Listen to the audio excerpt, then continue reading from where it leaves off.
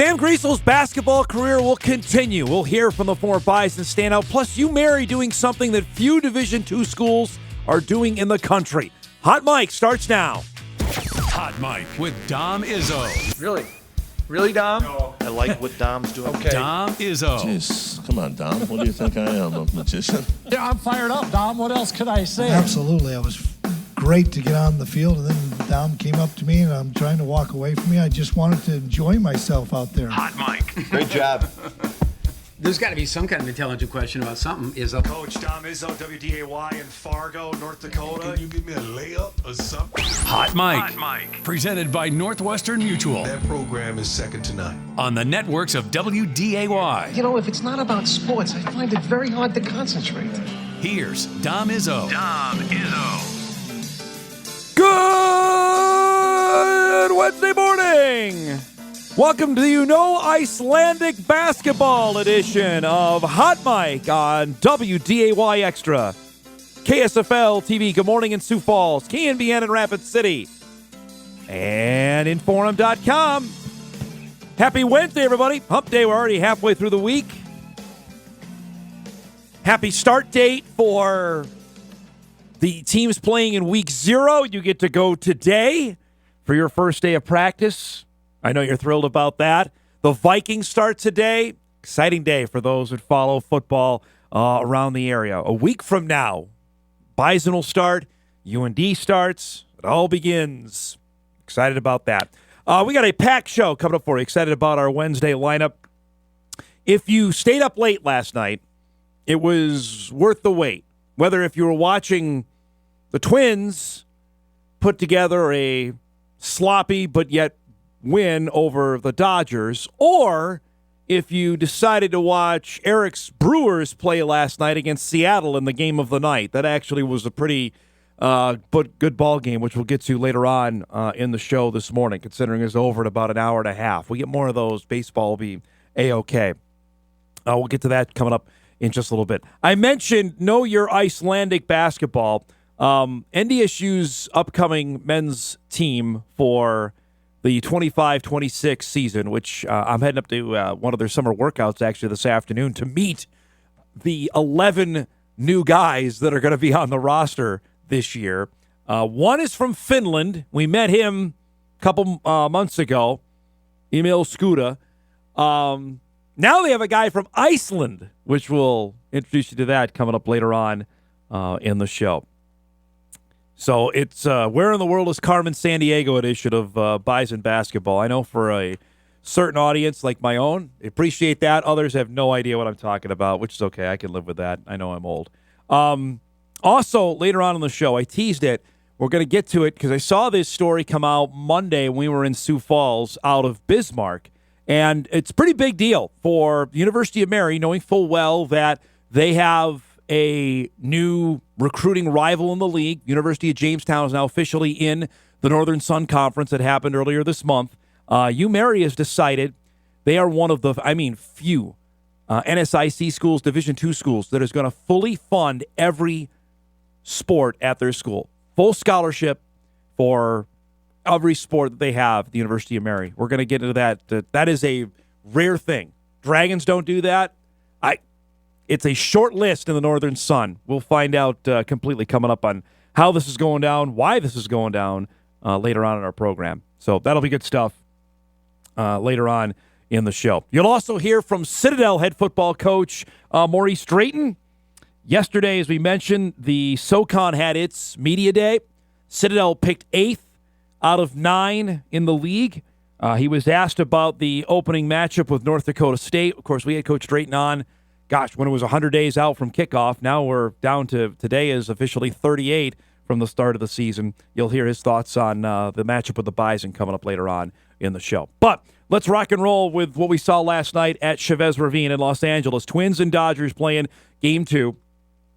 There are rumors swirling around this baseball team meeting the Twins on who's going to be with the team a week from now, because we're a week out from the trade deadline, and since the Twins have scuffled here out of the break, lost 2 of 3 to the Rockies, then lost the opening game with the Dodgers to fall 4 games under 500, thinking, all right, well, might be time to move on to 2026. I don't know if anything will change that even at the rest of this series, even when they play the Nationals coming up. But the offense, at least for one night, had a pretty good night. And they got some help from the Dodgers, who decided to throw around as well. They got off to an early start thanks to some small ball. Royce Lewis grounds into the fielder's choice here to allow Carlos Correa to come in, making a 1-zip lead. Christian Vasquez must know he's on the block because he was great last night. This is into the gap in left center. That's going to score 2 runs. Makes it a 3-0 Minnesota lead through an inning and a half. That all evaporated in the bottom of the 4th. Andy Pages absolutely, that's a nice play, first from Ty France. A little moonwalk there as well. France is back in the lineup because he's occasionally hitting. That's a guy that potentially could get moved. Nice play there by France. Even a couple of replays for you, I guess. I mentioned Simeon Woods Richardson was doing all right early on, and then it all changed on one swing from Andy Pages. That's a 3-run homer, and before you know it, we're tied up at 3 apiece. Twins would go up 5-3 when Vasquez delivers again with a base hit to score Matt Wagner. Twins have upped the lead now to 6-3 in the 6th. It's a 6-5 game. We pick it up here in the top of the 7th. Royce Lewis swing. This is going to be an easy out. Instead, though, the ball is thrown down the right field line, and everybody is going to come around and score. It's a little league play that's going to score Correa, Ty France, and Matt Wagner come in. It's 9-5 Twins. They'd add to it in the 9th. Ty France, great play in the field. Now a big play with his bat here off the wall in right center. Carlos Correa would come in. That makes it a 10-5 Minnesota lead, which when you're playing this Dodger team, you're going to need every single run. And they would, because Duran comes in because he needs some work. And you can't do this. The guy will do that to you. Ohtani goes opposite field, monster shot. Second home run in as many days. If he played the Twins every day, the stats would be scary. They finally get the final out on a Will Smith strikeout. And the Duran nearly made it a save situation, but the Twins pick up a win, 10-7. The final last night to even this series at a game apiece, with the rubber game coming up later today. Big night at the plate, as we mentioned, for Vasquez, as he drives in 3. Nearly everybody had a hit last night. Lewis drives in 3 runs without a hit. That's my kind of stat line. 0 for 4 with 3 RBIs. That's fantastic. So the Twins get the win. Now 2-3, as we saw since the All-Star break. And we got a rubber game today. Matinee baseball. Chris Paddock will go today for the Twins. Tyler Glasnow will be the starter for the Dodgers. That's another one of their aces that they picked up in a trade from Tampa, who's battled injury. But he's on the mound today as they go for a series win. For the Twins will go home and get the Nationals after a day off tomorrow. So, again, the Dodgers are not infallible. That's something, I guess, for those of us that follow National League baseball, is probably heartening to see. As Corey Provis told us, they are beat up. They've used 16 different starters. And the Twins got to Yabanona last night. So I don't know if that's good news or not for the rest of the National League, but got to feel pretty good about that. Now, before the game, the rumor mill got cranking on potential players that could be made available by Minnesota. Christian Vasquez's name came up because he's a impending free agent. There are several other names, and it depends on how glued to the Twins that they are. Joe Ryan is obviously a name out there. And frankly, the Twins are going to have to be blown away on this. This is from John Heyman. You reported this yesterday for the New York Post, most plugged-in baseball guys.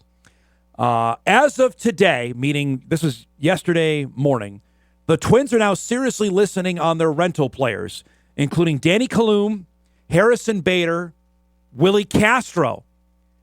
While they will listen on all-star starter Joe Ryan and star closer Joan Duran, they'd have to be blown away, especially for Ryan. So, again, not breaking news there. I don't think there's any market for Ty France. I think Harrison Bader could get you back a mid-level prospect.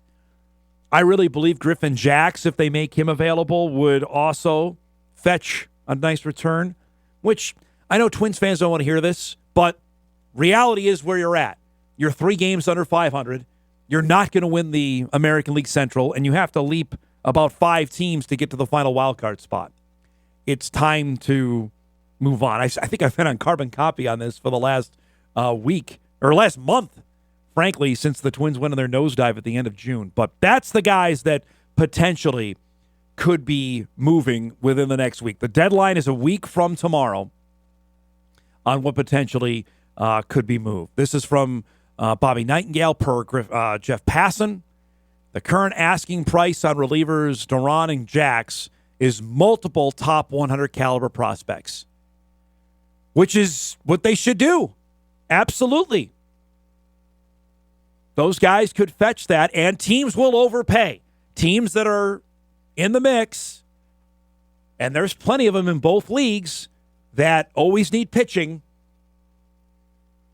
I mean, look what the Astros got for Ryan Presley, who turned into an all-star closer that the Twins gave up on. That's now granted, the Twins got nothing back, and I mean nothing back in that deal. So you got to have some confidence they can get something. But at this point, I'd say trade watch is on. You lose 2 or 3 to the Rockies, it just deflates everything.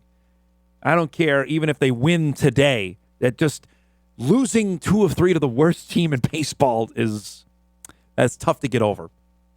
So we'll keep our eyes on that. Again, 3 o'clock today for the final game of that set in L.A. Last, before we set up the show, we go from the mediocre to bad to the best, and that's the Minnesota Lynx, who are rolling. First game out of the All-Star break. Apparently, the only team they can play is Chicago. Last night with the Sky in town, meaning matchup again with Angel Reese, who's turned into a really, really good player. I think she was already good, but the fact is that every time the Lynx are going to play the Sky, you're going to remember that Minnesota had a chance to draft her and didn't. And they already released the pick that they did use. She scores there. McBride knocks down a jumper. She had 19 points in the game last night. Collier finishes down low after a nifty feed from Courtney Williams. Put the Lynx up by 8. They're up 7 here late in the first half. Another nifty dish there. It's a 9-point Minnesota lead at the break. Lynx are rolling out in the third. They've doubled the lead up to 18. That's too easy. Collier just gets around and scores. Courtney Williams had 7 assists last night. Again, with one hand, she's going to be the MVP, folks. Lynx cruise 19-8 for Collier last night, 91-68. Officially, the Lynx are still unbeaten at home. I understand they lost to Indiana in the Commissioner's Cup game, but that doesn't count in the league standings. 21-4. They are the best team in the league by 3.5 games over the Liberty, and that's what you're looking forward to because the Lynx actually play the Liberty starting next week. They haven't played yet at all. That's a rematch of the WNBA Finals. Good win last night. Back in action on Thursday night when they have Vegas coming up at Target Center. So a good win there for Minnesota. We got a packed show coming up for you here on this Wednesday morning. Our guy Drew Trafton will join us. Drew is down in Sioux Falls at Missouri Valley Conference Media Day. We'll get his thoughts about that and a couple other things coming up here in just a few minutes. At 9:35, former Bison basketball standout and now about to enter his 3rd year of playing professional hoops, Sam Griesel, about heading to the top league in Germany, which is homecoming for him. He's had a dynamite professional career. Also an actor. I have to ask him about that. That's coming up at 9:35. In our second hour, and our guest lineup presented by Northwestern Mutual at 10:15, Marcus Wagner, UMary athletic director, will join us on the decision we mentioned off the top that UMary is going to fully fund all of its scholarships in sports. That's coming up at 10:15. And at 10:35, Alex Meece will join us from Fargo Davies High School, the latest commit to the Dragon football class of 2026, one of the standout players in the EDC off a Davies team, of course, that finished runner-up last year in the Dakota Bowl. He will join us in studio. Looking forward to Alex joining us coming up at 10:35. That and a heck of a lot more here on a busy Wednesday morning. We'll take our first commercial break. We're off and rolling. Hot Mike is back after this on WDAY Extra, KSFL TV, KNBN in Rapid City, and Inforum.com. We're back after this.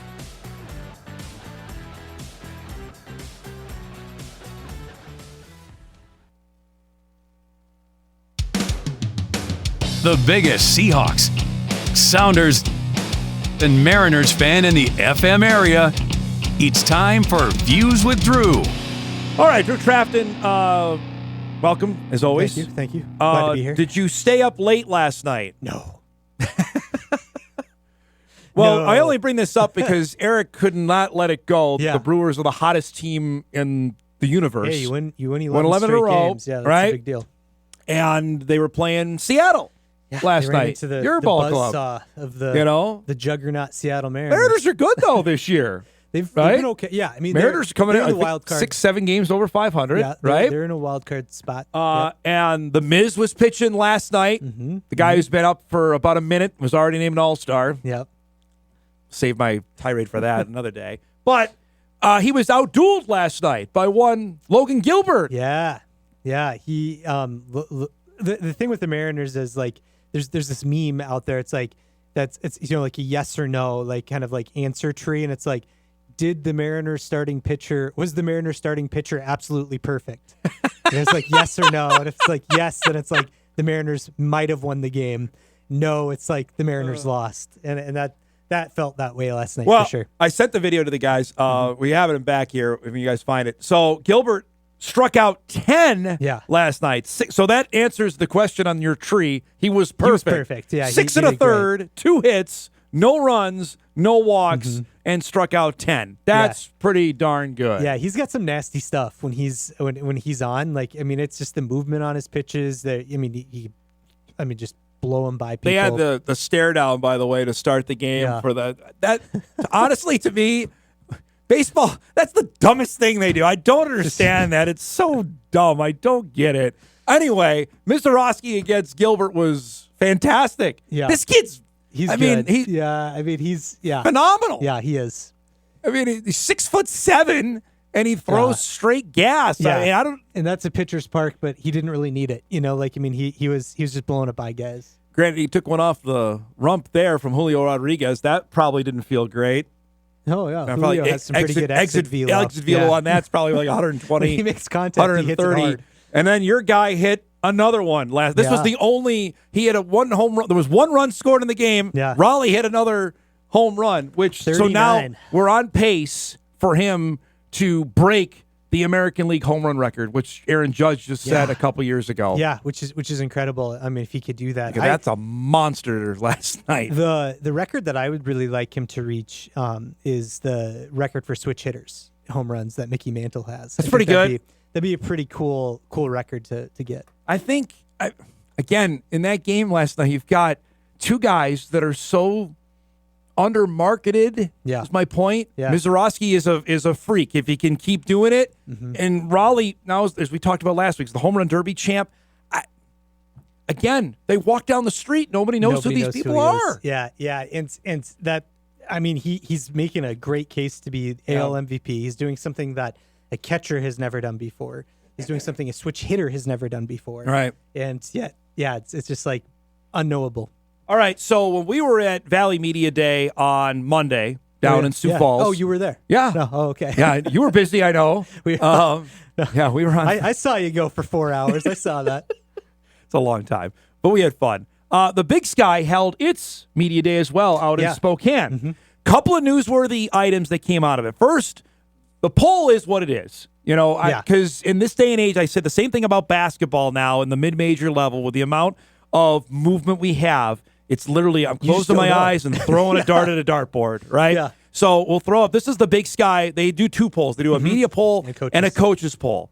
There's a lot of love here for Davis that I'm not sure where I get that from. That was really confusing for me as well. And I thought I've heard some arguments made for Idaho. How about Northern Arizona being 4? That's maybe a status of where the Big Sky is at. Right. I know they made the playoffs last year, but that's and Idaho is up there. That's a little sketchy. The I guess can we say the FBS rejects of Sac State at 6? Yeah. And then the bottom. I mean, you look at that. Weber used to be a really good really team. Proud program. Now they're in the bottom. I mean, Eastern Washington has been we've talked plenty about what's going on with Eastern over the last couple of years. And Northern Colorado's holding their spot down in the poll. Cal Poly used to be good, and they can't get out of their own way anymore. And Portland State had that one dalliance, you remember. Yeah. Gosh, that was a decade ago, maybe when they were good, and they haven't been any good. What say you about the Big Sky I totally Bowl? agree. You know, I think it's probably more of just kind of like the I mean, really, it's showing respect, I think, to the coaching staffs more than the rosters because, like you said, we just don't know. You know, and so it's like, you know, we know what Vegans put together in Montana Bozeman. State's going to win it. Yes, yeah, I would agree with that. So it's like, well, there's that, and you know, did they lose their offensive line in the portal? They did. They did. Yep. But you know, he's been coaching guys up. He's been recruiting guys. You know, they've done a really good job there. You know, Montana and Montana State, I feel like whenever these polls come out preseason, they're never going to be below 4. You know, no it's just like those two schools are going to be there. Yep. You know, it's kind of like the Dakotas in Missouri Valley. It's just like they're going to be permanent fixtures. And then, the intrigue's really in kind of who else is bubbling up, who's getting that attention, and then why. You know, it's like that's the conversation that you see is like why Idaho? You know, why did they get some love? Why did Sac State end up like firmly in the middle? But who gave them that first place vote? Right. You know, I know that's it's just interesting. Plenty of the talk on Monday when we were in Sioux Falls specifically, and I talked with Dan Jackson about this. The Jacks coach is about that game in Bozeman because that's going to tell a lot about both teams. Yeah, it sets up the rest of the season. Because I think SDSU is going to blow the doors off of Sac State. If that does not happen, color me really surprised on that. Everybody wants them to do it. Correct. Like everybody in the FCS is like just do it. It's just the put 'em first out of their game of the misery. season. It's a night game in Brookings. SDSU is going to roll them. But the game the following week in Bozeman is because Montana State, I believe, opens with Oregon. I want to say. Yeah. So I mean, it's a big game. I did because I talked to Veeks about that. It goes Oregon and then the Jacks to start 2025. Huge. So that's I mean they're building their resume, and I mean if they get through that, you know, if they somehow beat South Dakota State, or if they give them a game again. And let's say in the flip, if they are 0-2, I'm not sure how much you'll hold that against them. No. Because the FBS loss is not supposed to hurt you. Right. And if the Jacks go to Bozeman and win, then okay, we've got to firmly look at South Dakota State differently. I'll tell you what, just sitting in on those interviews with the Valley schools, I was not surprised at the confidence that South Dakota State had. And it certainly wasn't arrogance. Like, it was not arrogance at all, but the standard just, and I know that was the big message coming out, just has not changed, but they believe it. You know, like, I mean, there's no, like, it wasn't just like, you know, puffery or anything like that. They believed it. Yeah. You know, they were like, no, we're going to be just as good as always, you know, and you know, they've got the game plan, and they don't feel like a lot's changed, you know, within the building, as much as I think that's been such the storyline, you know, Correct. Losing, you know, Rodgers, you know, him taking half the team seemingly out the door. They're like, no, not, you know, the build, you know, it's the same old for us. And that's the standards that, you know, championship or bust. For Montana State, I'll give them the nod that they've actually scheduled somebody in the non-conference totally. because they have not done that. And that's not the Big Sky way. You know, the next two games for them are San Diego and Mercyhurst. So then it goes the complete opposite They'll get way, back to 2-2 then if they're correct. 0-2. Yeah, for sure. Correct. If it's somehow they lose that game against the Jacks. The other big news out of Spokane from Tom Wistersill, the commissioner, was centered on the fact that they're going to start playing 9 league games in 2026 because we know obviously the FCS is going to mandate now you can play 12 games, and the Big Sky says, all right, well, to help out our teams, we're going to play 9 league games, which them and the Southland are now the first two that are going to go and do that. And I like that from a fan standpoint in perspective, because we're not getting all the rivalry games every year. So adding one of those back in seemingly, like I'd love for Montana to have to play Eastern and Idaho and Montana State every single year. And that hasn't happened. So the idea of maybe adding one of those teams back in, and I don't know how they'll do that. It might be on a rotation. Well, and so here's the thing now. Next year, remember, this Big Sky goes to 13. Yeah. So you're going to have this wonky deal, and we railed on this on the CAA when everybody doesn't play everybody. Mm-hmm. So, and Utah Tech and Southern Utah, since they're moving in, that part of the deal was that they're not going to play 9. That's part of the deal. They're only going to play 8 league games, at least is what Worcester still said, and we're trying to get him on the show for the foreseeable future. Here's the thing: you have to make sure that the top half teams have to play one another. Yeah, you have to. Yeah, and you know who those are Correct. going into the season. Because people are going to say, "Well, how do you know?" Like, yeah, you know. Yeah, for sure. You know. Yep. And that you have to make sure that happens. And then, I mean, I thought his argument though was really interesting too, because he said we're adding this game because our teams have trouble scheduling outside of the conference. I asked Matt Larson about, and I asked Jeff Jackson about it as well, the new commissioner, and said that they have not broached that yet. Yeah. And obviously the Valley is in a different position because they only have the 10 schools. So if you do that, then you play everybody, which I think has its advantages and disadvantages. I would think, and the Big Sky did this a few years ago, you remember, when we got a roll, that teams would schedule other teams as non-conference games. Right. I would be more in favor of that than mandating the 9. Like if NDSU misses Illinois State, go ahead, then schedule Illinois State one year. Yeah. I'd be in favor of that. Sure. Yeah. And it's just like I think you just have to protect whichever game is the non-conference one. Like you have to make sure that that's a game that isn't going to. I'm really interested to see how this goes next year, because then if you have a team like a Northern Arizona who misses Montana, right, and then they end up winning 9 games, how valid is their resume if they beat up on Portland, Poly, and Northern Colorado? You know what I mean? Like we saw that in the CAA where Rhode Island didn't have to play the top half of the league and they won 10 games. Yeah. And then they flamed out in the playoffs. Going into the they playoffs, lost in the second round. Yeah. That's the thing that I would guard against when you do this. That's what when you have I that think many we've seen, teams. even in the Big Sky in the playoffs, we've seen that happen, and play out where it's like, oh, we don't know how good Sacramento State is. We don't know how Sac good State is flamed out. Yeah, because exactly. they didn't play the Montana schools one year. It's just like, well, that has definitely been the drawback. Yeah, that's interesting to see how that's going to play out. Because I saw that and I went right to the Valley contingent after the news came out when we were in Sioux Falls on Monday. I said, hey, is this something you would be interested in? And I don't think at the moment, no. But the Valley teams, especially the top half, nobody has scheduled a 12th game yet for next year. I mean, this has been the law of the land here for a month, and nobody has a game yet. And nobody's even close, from what I've been told, to get the 12th game and that's, yet. I mean, back to that argument, it's tough. We're a to year schedule. away. Yeah. I mean, so literally, college football scheduling, we know teams are playing in 2038. Yeah, exactly. You know what I mean? No, for sure, yeah. But right now, a year from now, we have no idea for week 1 who's playing who yet. That's unbelievable to me. Maybe I shouldn't be Shifting surprised. sands of college football, Exactly as right. always. Great to see you, bud. Thanks again for coming by. Thanks for having me. Good stuff down in Sioux Falls this you week. too. We look forward to that. That was cool. Appreciate it, bud. We'll break. We come back. Former Bison basketball standout Sam Griesel will join us to chat about heading back to Germany for another year of professional hoops. That's coming up on the other side of the break. How Mike rolls on. We're back after this.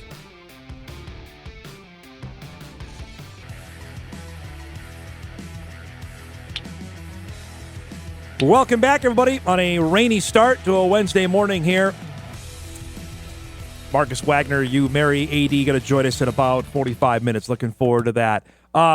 We are in the midst here of getting ready for football season, obviously, with fall camps opening up and getting ready to rock and roll. But also it's time for, not far away from basketball, professional basketball, certainly. And a couple of guys that we have known over the last 6, 7, 8 years. Gosh, I'm old. Getting ready for another year of pro basketball. And again, we talk plenty on the Bison football players that are playing in the NFL.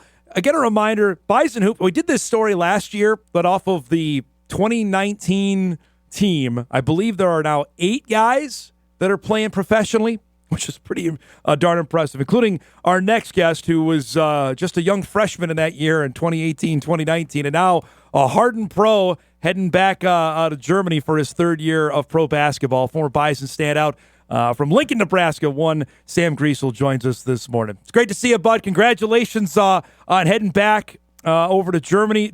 This seems surreal now. This is going to be year 3 of pro hoops. Yeah, it's crazy. And first of all, thank you for having me on the show. I appreciate it. But yeah, it's crazy to think about because life happens and you just reflect and you're like, where did all this time go? And there's times, especially when you're in it and you're over there kind of feeling lonely sometimes, and you're like, oh, this is never going to end. And then you look where we're at now and it's 2 years down and it's like, what happened? I talked with Rocky Cruiser about this last year when he came on, that off that team, your freshman year at NDSU, there are 9 guys playing professionally. Just what goes through your head when I say that? I mean, I talked to quite a few of the guys still, and like we bring that up quite a bit, and it's pretty unbelievable to talk about. I mean, I don't know how many programs across the country can say that about a team, whether it's overseas or NBA professional basketball at some stretch. It's pretty impressive, pretty cool. Well, I mean, I remember that team fondly. You guys were just okay, and then, boy, like something happened in February. You guys caught fire, and obviously we know what happened after that. But what do you remember about that group going through? Like, was there a part like, okay, we're starting to figure it out? Yeah, I mean, I think with any team, we were a pretty new and fresh team. Like, we didn't know a lot of each other, and obviously it was my first year playing college basketball. It takes time to kind of mesh with each other and understand roles and everything. Like you said, I mean, something in February just clicked, and then the next year, I mean, we basically returned the whole roster, and I still think that was the best team of the 4 years at NDSU. And I mean, now granted, the next 2 years weren't too bad as well, but it is. I mean, we played with some pretty special players, so it's a fun thing to reflect on. So we were just at the Pentagon on Monday for Missouri Valley Football Conference Media Day, and immediately I was talking. Mike McFeely and I were talking. We pointed right over there is where Sam Griesel got fouled at the end of the game, and they didn't call it against Oral Roberts. You think back of those 2 games, that 21 and 22, when you play in the Summit League championship game. Do you remember those more than the wins? The losses stand out more than the wins? Yeah. I mean, that the first win against Omaha in my freshman year to go to the tournament, I mean, is just embedded in my brain. Like, that was a dream come true and something that honestly didn't look too realistic until the very end of the year when we started to gel together.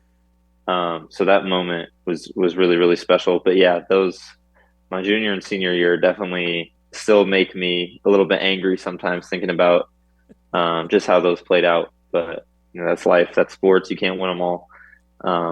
But definitely cherish the ones that we did win for sure. So let's talk professionally here. That you obviously have been. I remember interviewing you when you had a chance to play for the German national team during your time here in Fargo. Were the seeds planted there, Sam, about a potential pro career in Germany? Yeah, honestly, for the most part, that was really big for. I mean, just a life experience, but also career-wise, just to get my name over there and start the connections. And you start to realize how small the basketball world is very fast. And so I still talk to some of the guys that I played with, and I'm going to play with one of the guys in Berlin that I played with on that team. And it was a really cool experience, but definitely helped me just kind of get my name in Germany and in Europe in general. And helped me with signing with an agency and then eventually, turning pro and everything. So I have to ask, so for those that don't follow German basketball, we know the NBA, we know college basketball. Give us going over there, is there any comparison? What is professional basketball like in Europe? As far as the basketball side of things, I think it's not very similar to the NBA. If I'm being honest, it's much more like team oriented. So I would say probably more like college in that sense. And the NBA is so much isolation based. And the European game is just much more, I guess, kind of just up and down, team based. Like I said, trying to get everyone involved, not necessarily just two guys that are going to go score 30 every game. And it's really physical and just really high level IQs. I mean, from the coaching staff down to the players, like it's a mental battle just as much as it is a physical battle every game. So it's a lot of fun to be a part of. What did you notice maybe right away, the adjustment level of going overseas? What was maybe the biggest adjustment you had to have? Probably physicality and just mentally, like knowing the game and the pace. Took probably 6 months to really feel like comfortable in. And yeah, the physicality, I mean, it's one thing going from, I mean, even like a freshman in high school and going against 18-year-olds, and you're like, oh, that's a big difference. And then you get to college and it's 18 and you're playing some guys that are 22. And now, I mean, it's crazy. Some of the guys get to college, they're 18, they're playing 24-year-olds, which that's a big gap. And then now it's like, yeah, I'm much more developed physically and everything, and basically at my peak almost of I guess, strength and everything. But you get to the pros and you're 23 and going up against guys that are 33 and have been doing this for 10 years. So it's not only the physicality, but they've been doing it for so long that they know what they're good at and they don't stray away from that. And that's why they're there. So it's kind of something that I'm trying to hone in on a little bit too, to just, figure out how I'm going to, like, my niche in the pro basketball career. I'm always interested, Sam, of the atmosphere. Like first off, it looks like every place you're playing, we're watching some video from this past year, the arenas are packed. How crazy is the atmosphere? How knowledgeable are the fans of basketball there? Yeah, I mean, the fans almost take it more seriously, I would say, than some of the players sometimes. It is really like their livelihood, which is really cool to be a part of.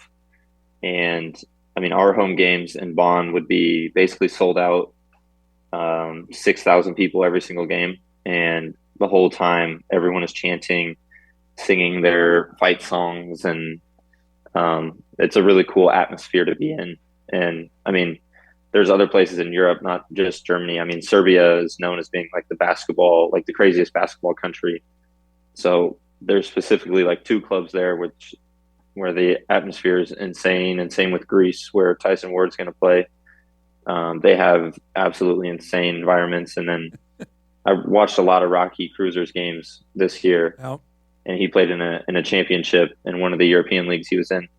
And people were throwing things onto the court. It was sold out, 10,000 people, like security everywhere. It was a crazy thing to watch. Tyson Ward was telling me something similar last year when he was talking about what his experience in France of just it. And granted, France, we know that's Wemby's home country, like the level of player we know there. I mean, did you have to look around like, holy cow, like this, I'm doing this, I'm playing professional basketball in Europe. Yeah, exactly. It's kind of just one of those moments where it's, how did I get here? What happened in my life to like what's happening right now? So tell us, you're going to play for Alba Berlin this upcoming year after playing the last couple of years for Bonn. Well, how did that come about? Did they seek you out? Give us the backstory of where you're going to be playing this upcoming season. Yeah, I mean, it's all the negotiations and everything are through my agent, obviously. So we kind of had a few different calls at a few different times this summer. And ultimately we kind of decided to go back to Germany. And Alba Berlin is a very historic organization in Germany, probably the most historic, if not, or most historic, maybe second, up for debate, I guess. But a lot of history there, and not only in the club, but the city, obviously, which I'm super excited about, to experience the culture, because it's probably my favorite city in Germany that I've visited. So I'm excited to live there. I'll be a big city guy, I guess, for a few years here at least. Yeah, super excited to be a part of the organization. And I think we're going to do some pretty cool things. So have you had a chance? Do you know any of the guys yet? Is that something that doesn't happen until you get over there? Yeah, I've played with two. Okay. And had a few conversations with other guys, but I played with a guy named Justin Bean that played at Utah State. And then we played on the Celtics Summer League together. and then another guy that was on the U20 German national team with me. We've kind of kept in touch over the years. So I know them, super good guys, and they have Berlin has a really good culture within the organization. So I think I'll fit in well there and get along with a lot of the guys. So. Couple last things for Sam, and we appreciate his time this morning. So Summer League just wrapped up. Grant Nelson was there. You played in it. For people that watched it and like, well, why isn't this guy playing more? Can you give us your experience? Like, this is total discrepant. Like, the coaches dictate this, right? Like, do you have any idea like how much you're going to play going into a game? Give us your Summer League experience. I mean, I think it varies from organization to organization on whether they're very straightforward about how much time you're going to play or if it's kind of up in the air. But I mean, Summer League is really the time for however many 4 to 6 guys that are actually signed with the NBA organization at the time. It's kind of their time to shine. So they're going to get the bulk of the minutes. Yeah. And for the rest of the guys, it's kind of like you might get 15 to 21 game, or you might get 8 to 12, or you might not even play. Like, it's just kind of up in the air, which the Summer League was a really cool experience. And I mean, I never thought that I was going to have a chance to do that. And I'm super grateful that I was, but it is a long time to be in Vegas. I'm not a big Vegas guy, especially in summer. It's just so hot. Oh, gross. But yeah, I mean, it's a cool experience. It's it's fun to be a part of an NBA organization, and I was really happy that Grant got to experience that, and love seeing some of the dunks that he had. Typical Grant Nelson doing that, what he did last week in Vegas. I have one last question. Email came in to ask Sam if the acting career is next when basketball is done. Are you going to dip your toes back to Hollywood whenever hoops is done? I'm definitely open to it. I'm focused on basketball right now. If there were opportunities in my future to take that route, I would definitely be open to it. It was so much fun. Something completely random and just something I got really lucky with. But maybe, I opened the door enough to have a chance at something in the future. We'll see. But I'm definitely open to it. Did you get some good feedback on it? Yeah. I mean, even like I personally, when you film it, you have no idea like what it's going to actually look like. Right. And so acting in it, I thought the scenes were going to look a lot different than they actually did. And I loved how it turned out. Like, first of all, the story behind it is so good. And so the movie is actually a good story and an emotional one, which is something that I like. So it was a cool thing to be a part of that project. That's a neat deal. It's great to see you, bud. Congratulations on the new deal in Berlin. Thanks so much for doing this. Be well, and have a great year coming up, okay? Thank you so much. We'll talk to you next summer, huh? That sounds like a plan, bud. Thanks again for the time. Perfect. There he goes. Sam Thank Griesel, you. former Bison standout. Resball, by the way, is the movie that he was in. You can check that out as well. He was playing for Alba Berlin for this upcoming year. That's in the Bundesliga. That's the top league. People know that in soccer, but that's also in basketball. That's the top league. And again, I was just looking when we were visiting with Sam of the 2019 Bison men's basketball roster. That was the team that lost to Duke in the NCAA tournament. Vinny Shaheed is playing professionally. Jackson Notek is playing professionally. Tyron Eady, Sam Griesel, Jarius Cook, Dengu, who lived in Fargo for a bit, Tyson Ward, and Rocky Cruiser. That's the lineup. That's the guys that are playing professionally. We make rightfully so about football. That's testament to what Dave Richmond has done. That, some guys leave. That happens now. But they get developed here. That goes back to a conversation we were having yesterday with Hudson Dinger when he was talking about committing. That you go here and get developed, you go play professionally. You don't necessarily have to leave. I think we've seen that also proved out with football. That's a heck of a roster that they had in that 2019 team. All right, we're way overdue for a break. We'll get caught up here, wrap up our first hour. Marcus Wagner will join us coming up in about 20 minutes. Chat what's going on with UMary's scholarship program there. Hot Mic rolls on. Back after this.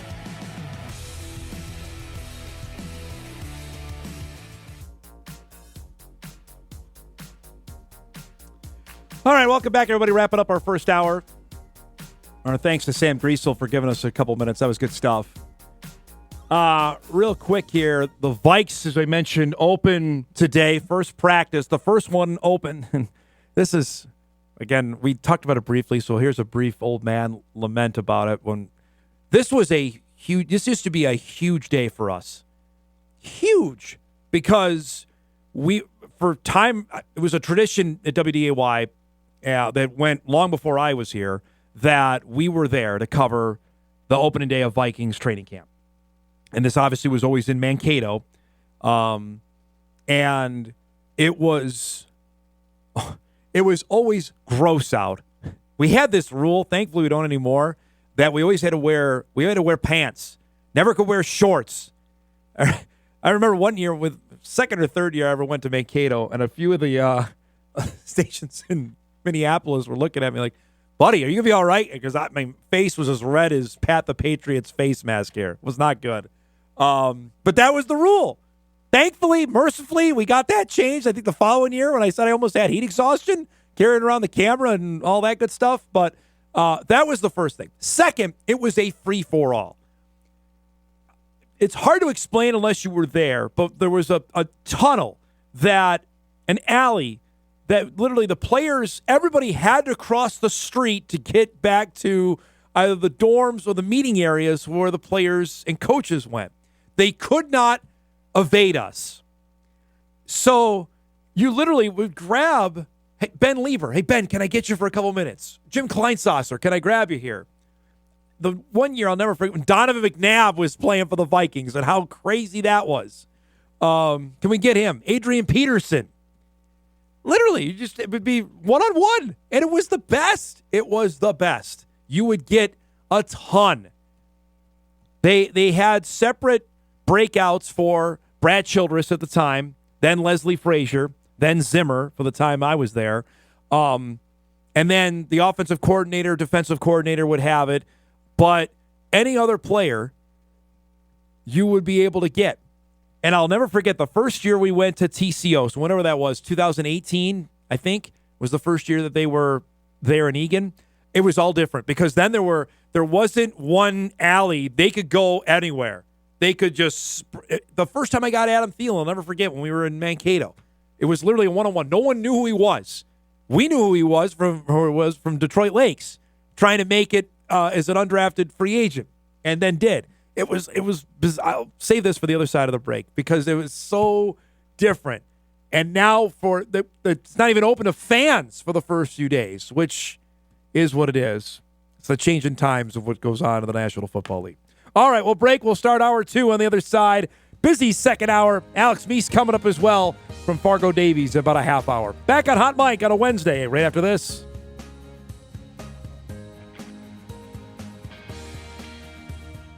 This is Hot Mic. Hot Mic. On the networks of WDAY. Here's Dom Izzo. Welcome back, everybody. Wednesday morning edition of Hot Mic rolls on. All right. We'll have Marcus Wagner join us in about 10 minutes from the University of UMary. Chat about their athletic department doing something major that has not happened, at least very rarely, in the Division II ranks, coming up in just a minute. All right, I want to finish my Vikings old story here because I found a couple of photos that will totally illustrate how Mankato was unbelievable. Granted, it was not easy to get there, especially for us. We normally made it a 3-day trip, usually minimum, because we were going to go down there. We were going to get, obviously, heck, this is when we had our big old satellite truck that went with us in the early days. It didn't happen the later. I went there, 7-8 years. It was, set your calendar to it. Like, here we go. Last week of July, going to Mankato for a couple days. And it was that, I say it like that, but it's not like we were digging ditches, right? But this first photo I found is from the night practice, which was mandatory. You had to be at. Look at that. That's fantastic. That was at its peak at Old Blakesley, which for anybody here that is watching the show that remembers the old NCC days, it hasn't changed. Nothing has been updated. The press box, I remember I went up there once. I'm like, oh, my Lord. The Vikings have training camp here? This press box is from 1975. But that's what made the allure of it.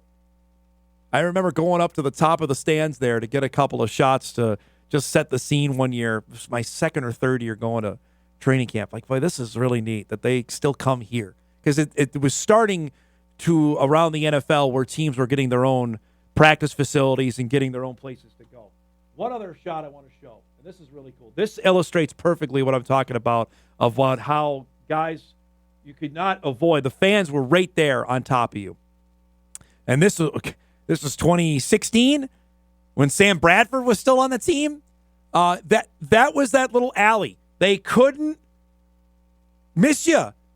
There was no way of them not going there. There's another shot here I found from the St. Paul Pioneer Press. This is perfect as well. Look at this. That's Teddy Bridgewater. That's what they had. That you had to go through that, and we could be stationed right there. Where that photographer is taking the photo from, we were allowed to be there. It was the best part about it. That was the neatest part about where we could be. And so the players are coming right at you. Coaches coming right at you. You could grab them. Nowadays, I mean, it's so organized. And they can leave and ditch you without you even knowing. I could be getting, and I remember I was Daniil Hunter when the first year I went, and it was the last time I went to Vikings camp. So that was 2018. I'm getting Daniil Hunter, and we're waiting for, I can't remember. It wasn't Thielen because we got him separately because he was a big deal by then. And just guys would go back and gone. You couldn't get them. It was just, and I remember driving back, and I'm like, oh, well, this might be my last time doing this because it's not nearly as accessible for us. And that's one of the reasons we don't go anymore on the first day.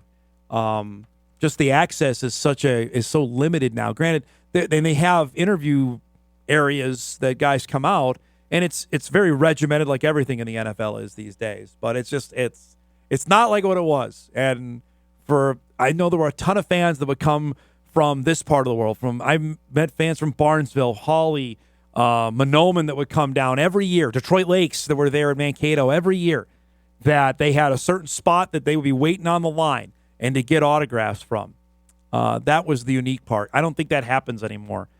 As I mentioned, today's the first day of practice, but it's not open to the fans. The first day of practice open to the fans is Saturday. That's the Welcome Back Saturday that the NFL has done now, where everybody is back practicing on that day. It's just a different feel, different vibe that happens now as opposed to then. That first day, there was some juice. I never forget. There's a certain, I can't remember the name of the building.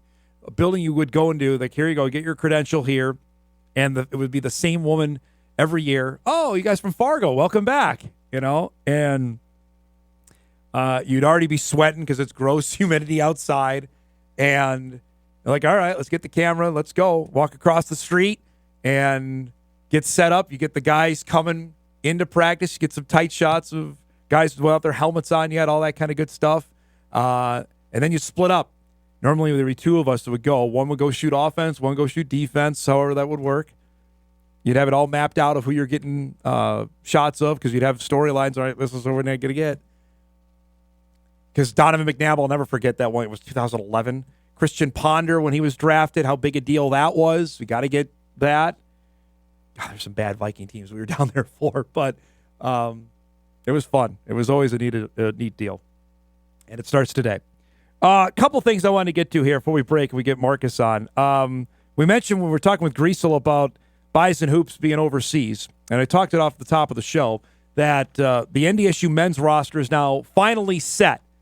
Richmond was here at the end of May, told me that we're probably going to add one more, and they have added one more, and not necessarily from a place that you would think. Iceland is where the last member of the Bison men's basketball roster resides from. Birker A. Thorson is coming to the Bison. 6'7". Yeah, we got video. Oh, yeah. That was yesterday. Finding video of Icelandic basketball, folks. That's him there, number 5. 6'7", averaged 12 points, 7 rebounds, 2 assists in Iceland's top league, playing in 21 games. So he's played the last 3 years for the Icelandic national team. He's been playing against pros for the last 3 years. He's 18 years old. He will be a freshman when he gets here next month. But he spent the last 3 seasons playing against guys, and you heard Griesel talk about this, that are 25, 30 years old. So he's played against pros for the last couple of years, which obviously the experience there is going to be a thing that I'm sure Richmond was attracted to. Dave said it in a statement yesterday. For his age, he brings a strong variety of experience to our team, and his versatility gives him an opportunity to contribute for us in different ways. So there's that added aspect of it that he brings to their roster as well. Can he play? Don't know. That's something that we'll find out soon enough. He's going to get every opportunity, I imagine, to play. There's going to be minutes out there, knowing NDSU brought back 5 guys off of last year's team. And now 10 new players are on the roster. And this is one of them. Birker A. Thorson, part of the NDSU men's basketball roster for 25-26. So you've got Finland and Iceland represented on the Bison men's team this upcoming year. United Nations coming to Shields Center this upcoming winter. You know what? Go for it. Dave told me yesterday, because I texted him after this. I'm like, how did this all come about? There was apparently an agent connection here that they were able to find this guy. And frankly, if he's playing on any national team, I know some nations obviously are different than others. It's not France. It's not Spain.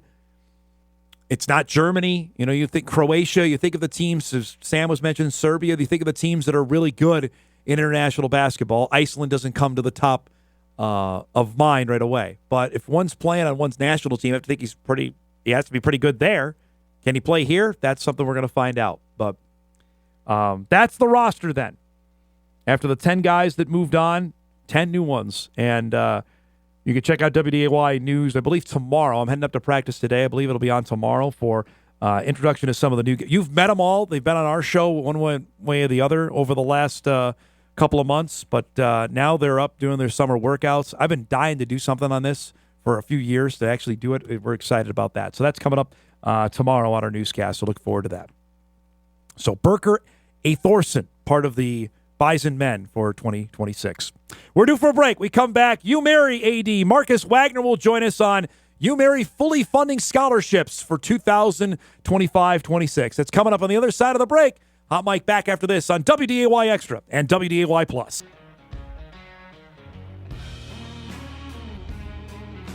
Welcome back, everybody. Hot Mike rolls on this Wednesday morning.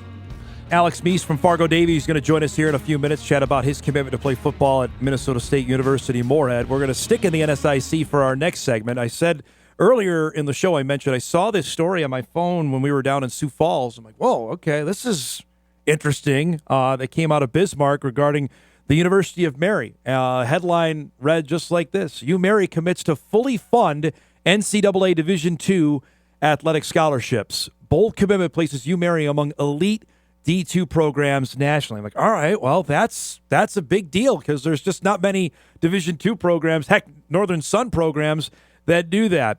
Marcus Wagner is the AD at the University of Mary and joins us this morning to answer all the questions I have about how this came about. And he joins us now to dive into that. So the simple question is, how did this all come about? Yeah, no, appreciate it, Dom. Great question. Right, 2015, 2016, the University of Mary, planted its stake in the ground, creating the Marauders Armada, right? And so the focus of the Marauders Armada to fundraise to help support scholarships at the University of Mary for scholar athletes, right? And so the vision from the inception of the Armada has been how do we get to a fully funded model in terms of athletic aid at the University of Mary, and so. Again, that's been the focus for a number of years at the university. It's something that we're passionate about is enhancing the scholar athlete experience, right? We're really excited about what we are doing, both on the court, on the field in terms of athletic competition, but also the formation that we're aiming for, with our scholar athletes and with the young people that come to our campus. And so, right, we like I said, set out with that goal in mind a number of years ago, and now we're in a spot where the university is able to help out in a really exceptional way, so long as we keep up our end of the bargain, right? The work's not done. It's not like we've arrived and great, everybody can pack up and go home. And right, you mentioned it. There's very few out there doing it, and the NSIC is incredibly deep. Division II is a competitive brand of athletics, top to bottom, and so. Right, we're excited about what that means for us here on the campus, right? Like I said, we've still got plenty of work to do, but that's really always been the goal, right? And so as we continue to have conversation on our campus around, how do we enhance that scholar athlete experience while maintaining our financial viability and fiscal responsibility. And I think that's really the name of the game for every single institution in higher education, regardless of the level. You look at the big D1s right now with house settlement, and are you going to opt in? Are you not going to opt in? And all the way down, to our peers at the NAI level that are trying to figure out again how do we keep the lights on and the doors open and continue to advance, right? Not just to be happy with status quo. So it's been a long time coming. Again, it's not something that happens overnight, and we're excited about it. So, Marcus, you have 18 sports on campus. That's roughly probably about 500 athletes. So for people that don't know, meaning fully fund, the NSIC has limits. I'm not going to ask you to know all the limits. I'm sure you do because that's part of your job. But let's just take football, for example. I believe the NSIC is at 36 right now is the limit? Yep. Okay. So that means starting, I believe this season, right, you'll be able to fully fund then for 36 football scholarships. Yeah, really, really good question. Appreciate you asking that one, Dom. So I'll protect Aaron Lind and the NSIC a little bit, right? The NCAA actually sets our limits at the Division II level, and so you're exactly right. The limit for NCAA Division II football would be 36 equivalencies, right? So a little bit different than the Division I model, where if it's helpful to think of kind of like a salary cap, where the NCAA says you can spend this much money on athletic aid for given sports. And you're right, every single sport has a different amount set by the NCAA that we're allowed to award an athletic aid. And so, right, that doesn't change anything for us, right? I mean, our coaches, since the NCAA moved to that model, I want to say 2014 is when they moved to that model. I could be wrong, don't quote me on that. But, right, they've, all of our coaches, every coach at the Division II level has been trying to figure out, okay, I got 36 scholarships for football equivalencies that I'm allowed to dole out, and I've got a roster of 100, 105, 110. Again, pick your poison there, right? And so, how do I take this money, this overall big pile of money, and how do I divvy that out to be able to go recruit and retain really quality scholar athletes that are going to be able to compete at this level and also uphold the academic standards and live up to the academic rigor that Division II is proud of, right? So you're exactly right. And again, some of our programs have already been fully funded. Some of our programs have been really close. And then others, are going to see an increase in that athletic aid bucket. And so, right, that's really how the landscape looks at the Division II level, which again is unique. And like you said, most people, unless you're really in tune to it or you're doing it every single day, probably don't know that. And so again, our coaches are still going to have to be creative, right? It's not like every kid coming to the University of Mary or anywhere else that's fully funded for any program, right? Is going to be on a full ride for all of the kids. That's not what this means, right? It just means that for the majority of our programs, right, that there's going to be potentially some extra athletic aid available. Terms of, go ahead. I was going to say, sorry, your coaches got to be doing just flying when you told them this. Like, what was their reaction? Yeah, I mean, I think for some, right, like I said, some of them were already fully funded, right, and so for them, it's kind of business as usual. For others, it's an increase, right, and so right, it doesn't come without headaches, because hey, everyone sees this and can get more money, or how does that look, or again, now the scale really just slides, right, for those coaches, and so. Overall, really positive. I mean, I think we've got a really resilient group of coaches that understand, and want to live into the standards that we've set at the university and what competition looks like in the NSIC. And so, right, I think overall, the metric hasn't really changed of what we're aiming for and how we're measuring ourselves in terms of success on the court or the field and off. But certainly, right, it's now a new wrinkle for them. And in the same way that the house settlement for Division I is a new wrinkle, in the same way that the NIL era continues to change daily. I think, there was a new release on house settlement stuff last night. And so, right, they're responsive and they're resilient. And so certainly we'll have to, figure some things out. And again, we can't put the cart before the horse necessarily, but yeah, we're excited about it and we're moving and shaking. You mentioned earlier, honestly, the work now really begins. Fundraising is the name of the game to fund these scholarships. How much more does this put on your plate? This number one job for AD is a fundraiser. In my experience, how does that change now with this now on the table? Yeah, absolutely. Right. So, in terms of what does it add? Not a ton in terms of what's the focus. Okay, well, we got to go be able to raise funds. And again, that's not exclusive or unique to the University of Mary. That's every single institution across the entire higher education landscape. What are you fundraising for might change, but overall everyone's in the same boat. Right. And so that's not new hat. That's very much old hat. And we got to be more efficient with it. We've got to, continue to support our coaches in really exceptional ways when they're out in the community talking to people that care about our programs. But we do, right? We've got to continue to hit our mark. I mentioned the Marauders Armada was brought about over a decade ago or so now, and right, the university has seen that we've been able to sustain some of our fundraising efforts. Right, we've got some ideas of how we want to continue to grow that. But like I said, it's not like we've arrived and now we can take our foot off the gas. We've got to continue to be able to fill that gap, right? So the university, like I said, is stepping up in a really exceptional way for us. But we've got to continue to do our part, and we need our supporters to continue to show up for us. Marcus, do you think this opens the door for more athletes to come, or even better athletes now that this is going to happen at your school? Yeah, I mean, I think you mentioned, Dom, we've got 18 NCAA Division II sports. We've got, a couple club sports here on campus. And so, yeah, we're over 500 scholar athletes. I think in terms of the additional athletic aid, I don't know if we'll see an influx of more athletes, right? I think every program across the entire country is trying to figure out how do you get the best athlete for the right amount of money. And again, that's absolutely everyone. I think, for us, we're continuing to focus, like I said, on the scholar athlete experience. We're really excited about Greatness Through Virtue and what that looks like at the University of Mary, right? Forming young people, putting them in positions to, graduate with a degree and not just have a technical degree and not have a really great athletic experience, but to be able to go out and be servant leaders in their community and hopefully keep North Dakota's and Minnesota's best and brightest, around the area. And so that'll continue to be our focus. I think, our coaches do a really, really phenomenal job about finding the right kids, right? We talk about, the University of Mary is unique, and we're certainly not for everyone, and that's okay, right? That's the beauty of higher education. That's the beauty of the world that we live in.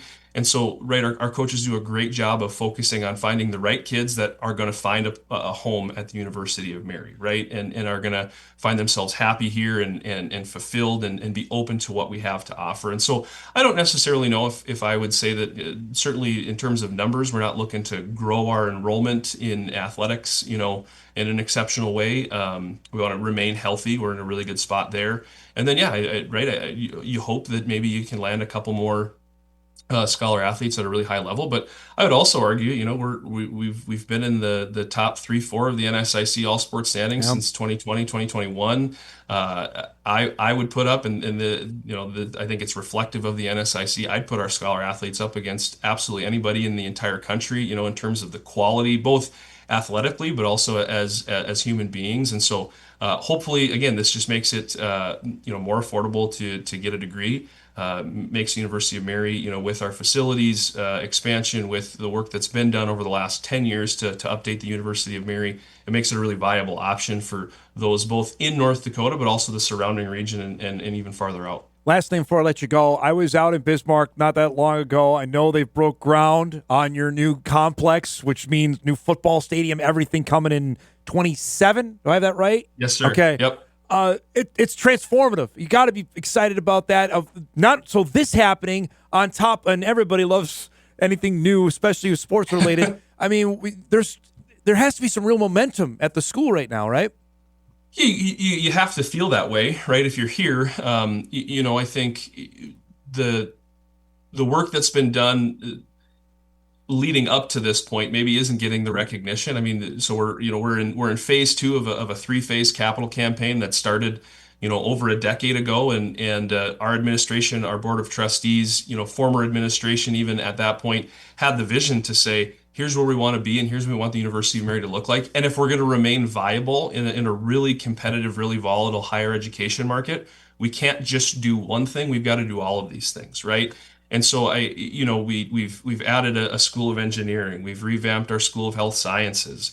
We've added residence halls. We've got on-campus dining 24/7, 365, right? New classrooms, new study spaces. And so again, the athletic facility really is just an extension of all of that, right? And so we kind of joke that we knew it was a great place. We knew it was exciting, and now everyone else is hopefully going to be able to see that. And that's really the focus, right? Not only to enhance the scholar athlete experience, to give our student body a place to come and gather and support their classmates, but also an opportunity to welcome the Bismarck-Mandan communities in the region to our campus with a new football stadium, with a research and performance center, with a sports dome that can be utilized, year round, with a new track and field. All of those things, again, are dual purpose in the sense that we certainly are going to take advantage of them, and they're game changers for us. And it's hard not to point to those and say, hey, we are moving in the right direction. But more than that, Dom, really, it is an opportunity for us to continue to welcome the community of the University of Mary into our campus and to live into our mission, which is to meet the needs of the people of this region and beyond. This was great, bud. Thanks for giving us the inside intel on that. They keep that Newman guy in order out there because we like having him on the show, and we'll do this again soon. Okay. I tell you what, he's tough, man. He's a tough one. No, he's great. Rick's phenomenal. I know you guys go way back, and hopefully I can keep him here, keep him happy, and he does phenomenal work with our women's basketball program. So. We're thankful for your coverage, Dom. We're thankful for you having us on and all the work that you do for sports in North Dakota and Minnesota. Thanks, bud. I appreciate it. Thanks for the time. We'll talk soon, okay? All right. Very good. Thanks again. Marcus Wagner, UMary AD, joining us on the school will now be fully funding all 18 sports for their scholarships. It's a big deal. There can't be more than a dozen that do that in all of Division II happening down the road in Bismarck. We'll break. We come back. You'll meet one of the EDC's top football players. Alex Meece from Fargo Davies will join us about committing to play football for the Dragons. It's coming up on the other side of the break. Hot Mike back right after this. There he is.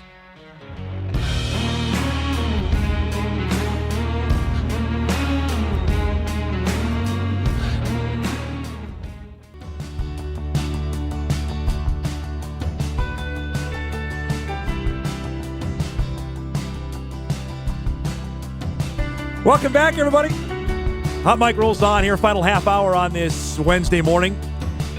Super pumped to have in one of the EDC's top football players for this upcoming fall. Made his announcement earlier this week that he's going to play football across the river in the NSIC. We're just talking about the NSIC, this time at Minnesota State University Moorhead. Fargo Davies standout Alex Meece joins us here in studio. Congratulations. Tell me about this. You can just, if you want to come up, that's perfect, man. About wanting to commit and why the Dragons were the right fit for you.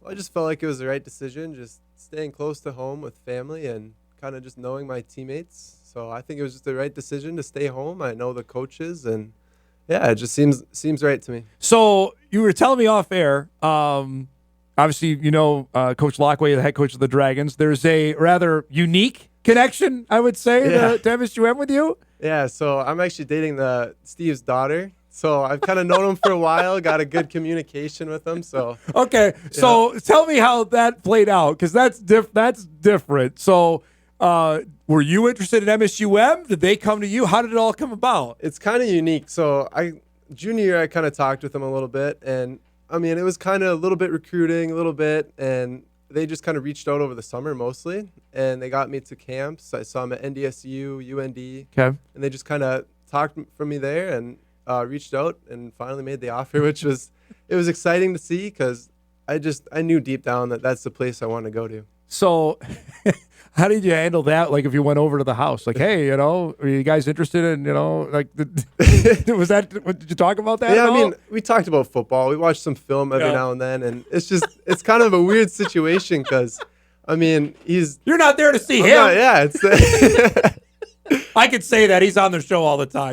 You're not there to see him. Yeah, I mean, I hang out, I talk with them a little bit, but I'm just there to see Rachel. So yeah, no, it's fun. I get to see Steve. I talk with him quite a bit, and their whole family is just. So great. He's Steve now. He's going to be Coach Lockway very soon here. Pretty soon, though, right? Yeah, that's fantastic.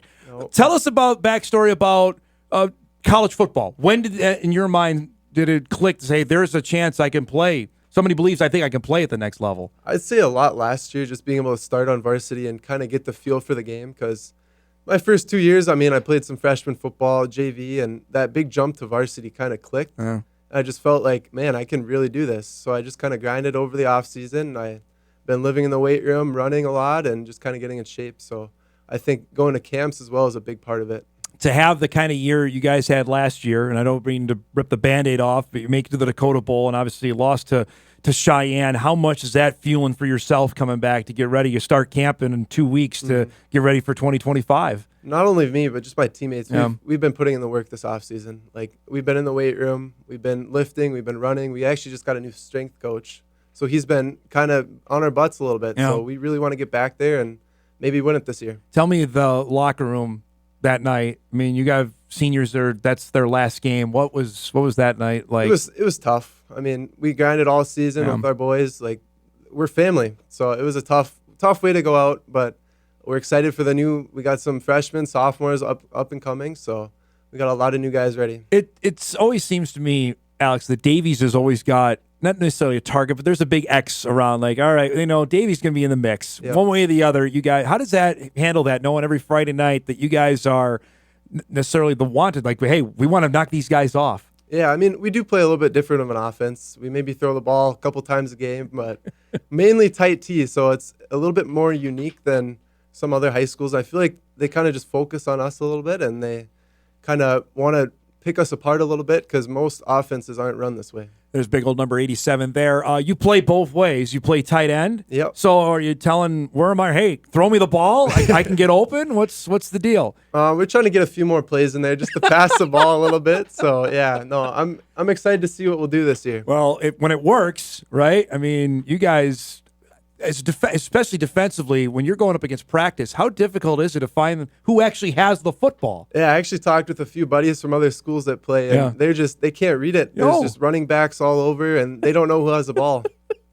As a defensive player, that's got to be – how much do you do that in practice where it's like, I have no idea who had the ball that time? Oh, man, it's all the time. Just kind of, if we're getting our offense ready, you don't know who has the ball.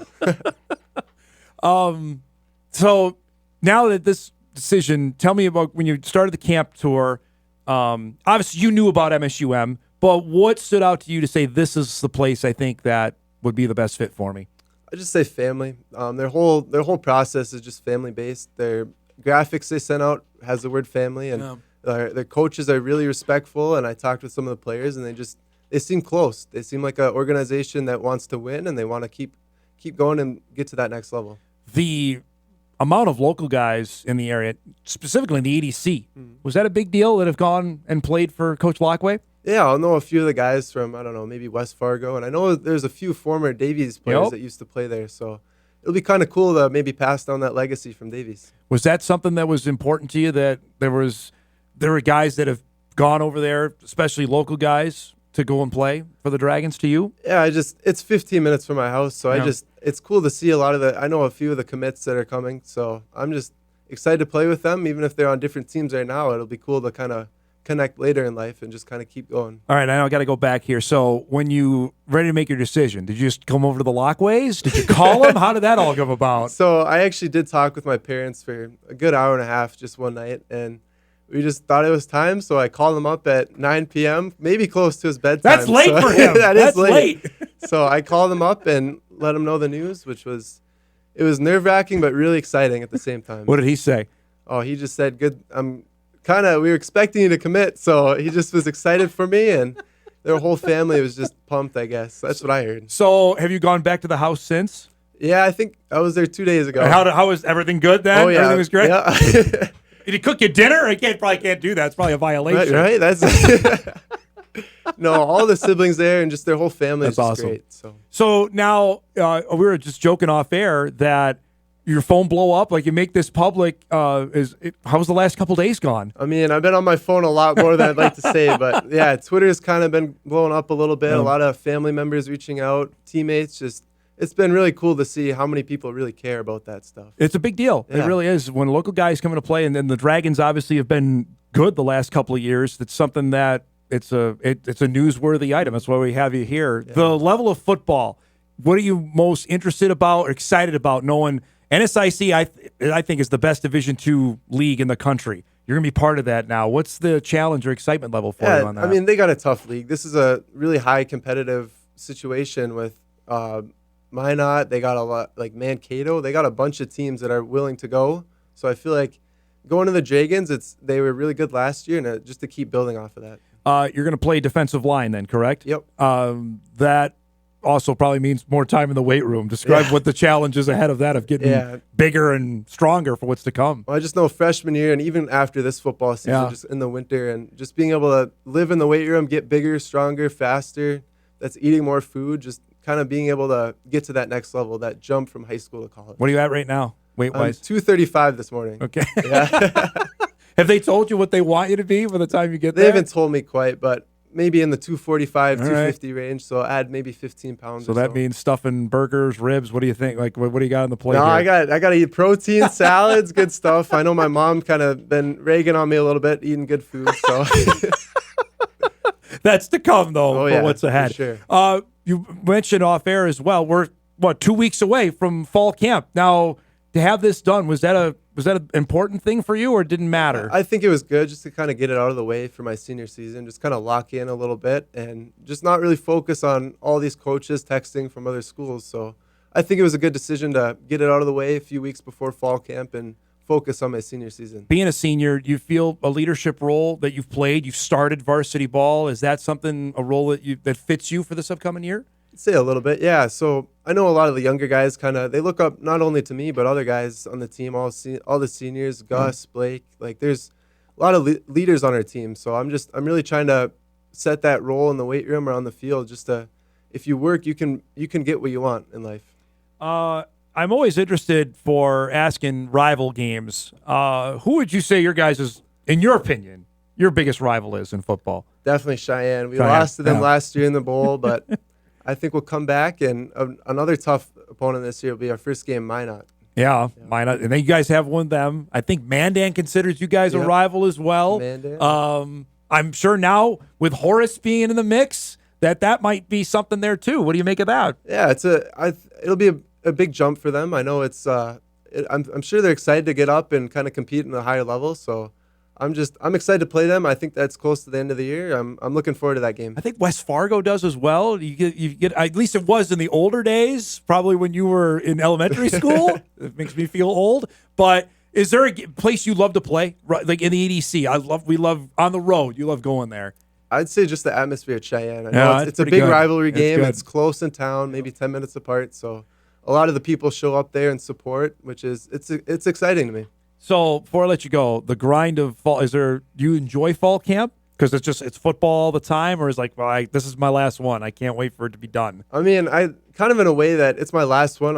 I'm excited for it. I mean, it is a grind. It's 5 hours a day. Just if that's watching film or football, lifting, like you're committed to it. So I'm excited for it. I'm excited to see how the freshmen do throughout it. But it's cool to see. You remember that your first one? Goodness. Yeah, it was crazy that year. There was a lot of people I looked up to, and it was a grind, but I'm excited for it. Was there ever a time like, I don't want to do this anymore? Did that ever come through your mind? I mean, there's times where you just kind of want to, I don't know, you wouldn't want to quit, but you just want to, like, you're tired, you're gassed after practice, and I get home and I sleep. Like, that's all I do. Was there ever is there a drill you particularly enjoy, or no, they're all miserable? I like running team a lot, just being able to kind of focus in on some of the plays and a lot of D-line moves. We do like the cone drills, and just kind of being able to get in shape throughout that time is a good thing too. Well, I appreciate you coming by. Congratulations on committing. Stay healthy this year. Have a great senior year, and we'll talk to you soon, okay? That sounds good. Thank you. Alex Meece from Fargo Davies announcing his commitment. He's going to play football for the Dragons beginning in 2026. That was good stuff. All right, we'll take our final break. We come back. We'll wrap things up and get you ready for a busy Sports Wednesday. Hot Mike, we'll wrap right after this.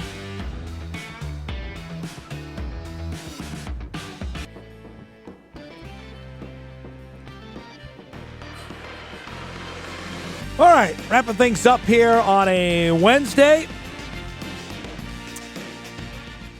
Couple things to get to here. We got a few emails coming in off our Viking conversation we had earlier. And I also got this sent to the inbox from The Athletic, which everybody has lists. That's how you get people to click these days. Headline is Pre-Training Camp NFL Power Rankings. That's fantastic.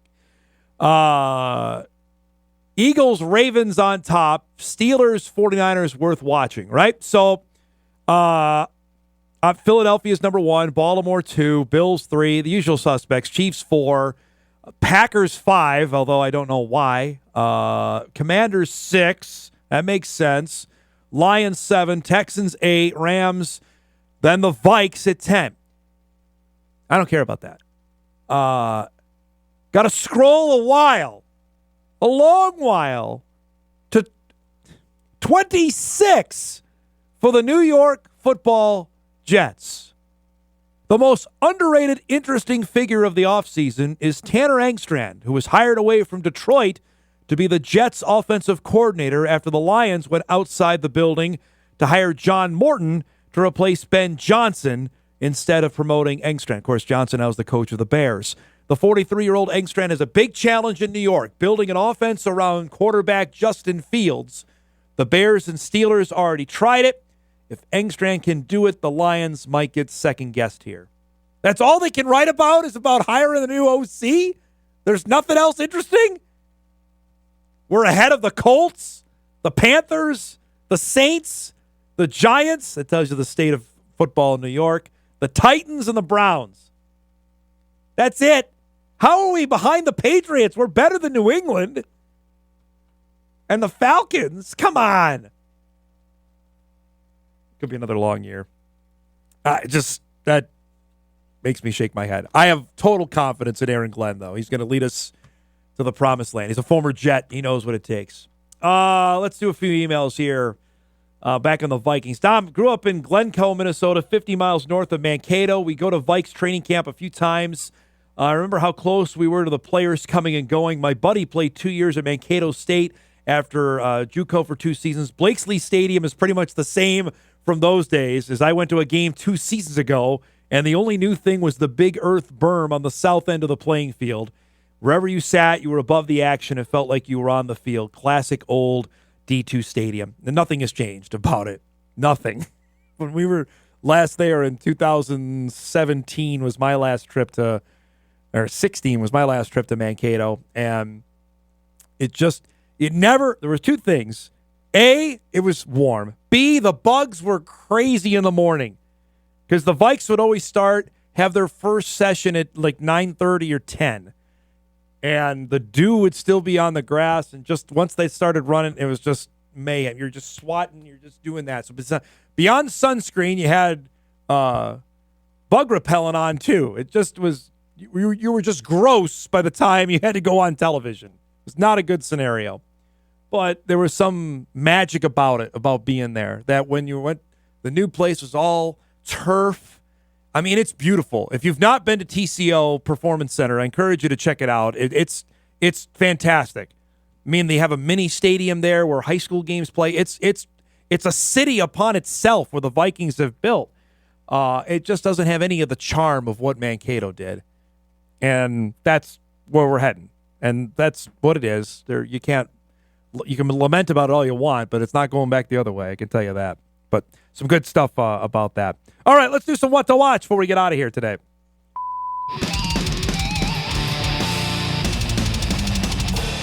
What to Watch brought to us by Northwestern Mutual. We appreciate their sponsorship each and every day of our program. I mentioned earlier, Twins and the Dodgers coming up, wrapping up their 3-game set, 3 o'clock today on Twins TV. Final game of this set. Twins will have an off day tomorrow before the Nationals come to town. The Washington Nationals are at Target Field beginning on Friday. Big Ten Media Days roll on from Las Vegas, the home of Big Ten football, 1:30 on the Big Ten Network.